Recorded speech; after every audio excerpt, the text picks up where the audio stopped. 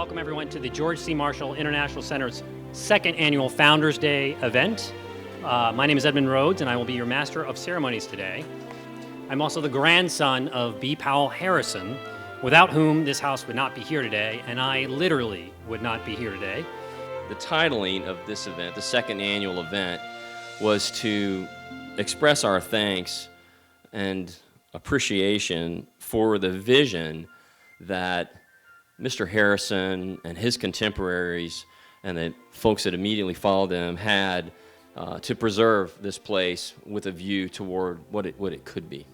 Every year we honor the Marshall Center's docents and volunteers who are a key part of what makes the center truly special. I've been a docent here for 10 years, and it has been one of the singular pleasures of my life.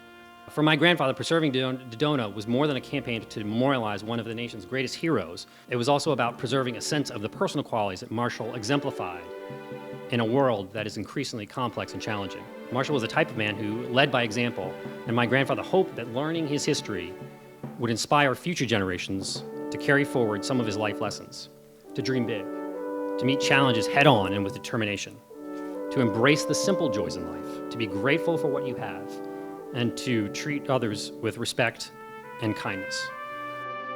I consider it an honor to be joining you today, as I truly believe that we stand on what I consider to be hallowed grounds. The hallowed grounds once occupied by one of our nation's most trusted and most respected citizens in the history of this great nation. If there were such a thing as a Mount Rushmore of character, if there were a Mount Rushmore of ethical leadership, ladies and gentlemen, if there were a Mount Rushmore of trust, at the peak of that mountain would be none other than George Catlett Marshall. I truly believe that the greatest gift that our generation, the greatest gift that we can give to the next greatest generation of leaders who come behind us, ladies and gentlemen, is the gift of a good example.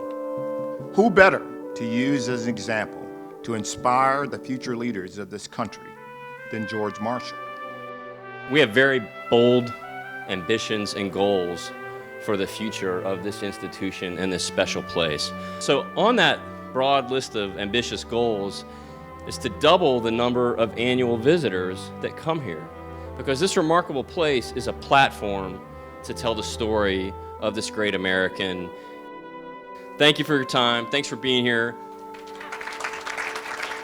I support the Marshall Center because it's important that future generations not forget who George Marshall was and what an important leader he was as a military leader, as a diplomat, and even as president of the American Red Cross. And he served with humility, and his commitment to the country is always unwavering. And I think that's the kind of leadership this world needs. More selflessness, more integrity, more purpose. And so that's why I volunteer, because I really respect and honor his tradition and his life. I have to say, for today, presidents in the last 20 years have not known who to choose to corral the population with the integrity that this man had, with the upbringing that he had, with what he brings to the table, with every word he spoke. With him, you could talk about all of the things that he did, because the list is long. Secretary of Defense, Secretary of State, winner of the Nobel Peace Prize, but I don't think that's it. I think it's who he was. I think it's his character. His character enabled everything. And that's what we're going to try to do this year with the Ethics and Leadership Conference for our high school seniors. And you're really going to see a good education thrust from this institution based upon leadership and character.